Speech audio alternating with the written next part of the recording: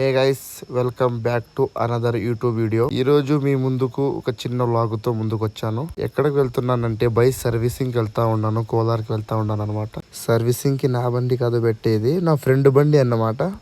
Jack Perak అనమాట. Java showroom కి అయితే వచ్చేసినాము. వచ్చిన తర్వాత అక్కడ ఉండే జావా బైక్లు మొత్తం చూసి ఏమన్నా చూడు, ట్రాఫిక్ పోలీస్ మా దగ్గరికి వచ్చి నిల్చుకునేసినాడు. ఎవరి కోసమో వెయిటింగ్ అంట.